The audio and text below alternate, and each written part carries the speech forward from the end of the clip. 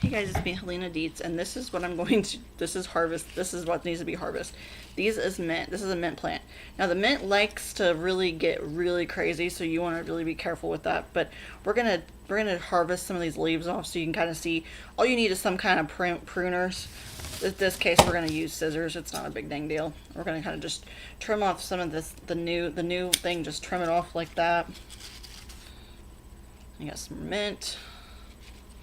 Do the same thing here, kind of see, so it can get balanced, because it will rekeep it. The thing about these herbs, they will constantly keep making more plants like they always do, because the herbs just constantly like to do that. And we're going to transfer over into this cup where we just had that one thing, so we're going to put the mint into this thing.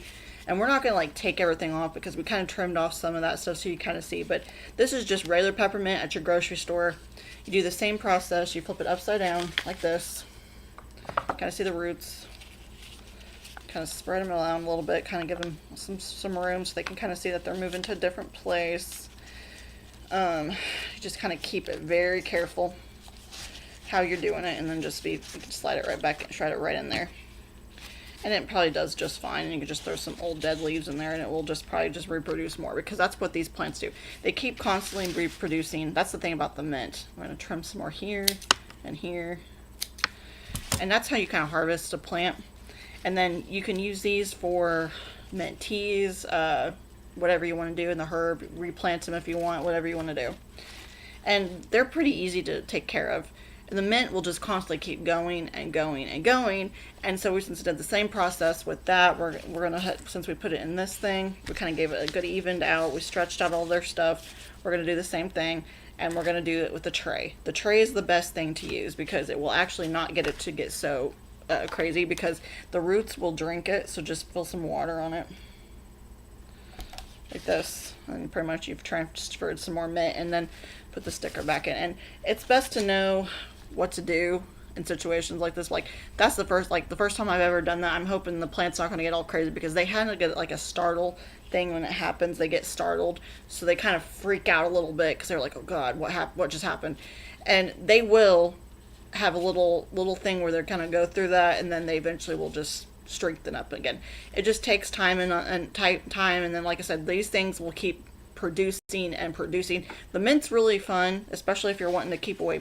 It's actually really good for like pesticides, like think things like ants and like certain kind of like pesticides. We get ants and I think carpenter bees and stuff like that. And like lemongrass works good too. And the smell of the mint, they just don't like the smell of the mint, so they just kind of like just with that. But this is the best thing you can find. You can find these really cheap. They're like, you can find them already like in like little containers that are already harvested off, because I've got some over there that are already harvested that I could replant if I want to. And like that's the nice thing about these plants, they'll just keep producing and producing and producing. But to get them to do more, if you want to do it, you want them to sit in water for a while, but you want to like take some of this stuff off so it can actually help it a little bit to get back to its normal way, because it will eventually go back to its way. But then now you're just good to go and trim it up a little bit, and you got yourself your how you harvest plants, and that's how you do it. And with these mints, you have to constantly do it like I think it's once a week, because they just keep growing and growing and growing. And this is, I've had them indoors, but I think you can take them outside too. But the only thing is it's a little bit chill. The weather's been kind of wonky here in where I live at. It's just best to like wait till like about May to start planting stuff and take it outside. So I'm Helena Deetz, and I'll see you guys next time. Bye.